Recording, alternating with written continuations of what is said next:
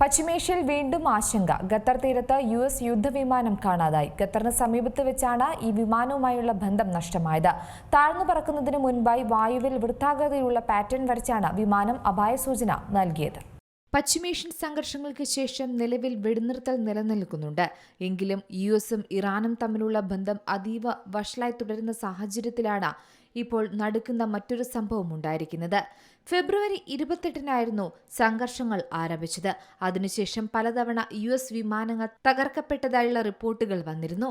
എന്നാൽ ഇത്തവണ വലിയൊരു ഞെട്ടലുണ്ടാക്കുന്ന റിപ്പോർട്ടാണ് പുറത്തുവരുന്നത്.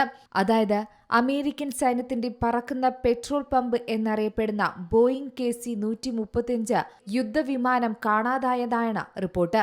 പേർഷ്യൻ ഗൾഫിനു മുകളിലൂടെ പറക്കുമ്പോഴാണ് ഈ സംഭവം നടക്കുന്നത്.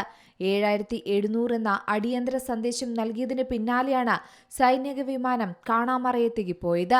പശ്ചിമേഷ്യയിൽ സംഘർഷാവസ്ഥ നിലനിൽക്കുന്നതിനിടയിലാണ് സൈനിക വിമാനം കാണാതായത് എന്നത് വലിയ ആശങ്കയ്ക്ക് വഴിവെക്കുന്നു.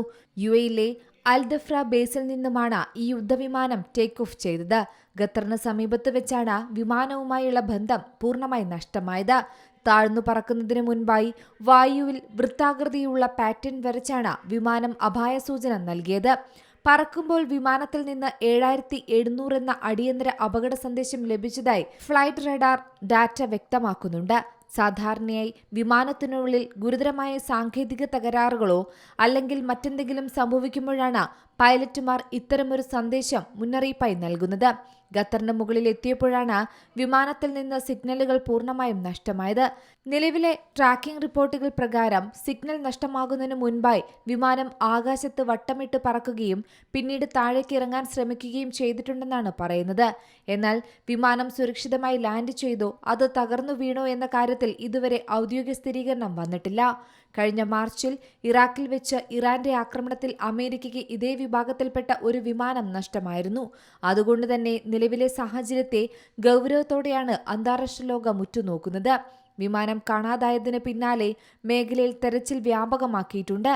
സിഗ്നൽ നഷ്ടപ്പെട്ട ഖത്തർ തീരപ്രദേശങ്ങളിൽ ഹെലികോപ്റ്ററുകളും നിരീക്ഷണം നടത്തുന്നുണ്ട്.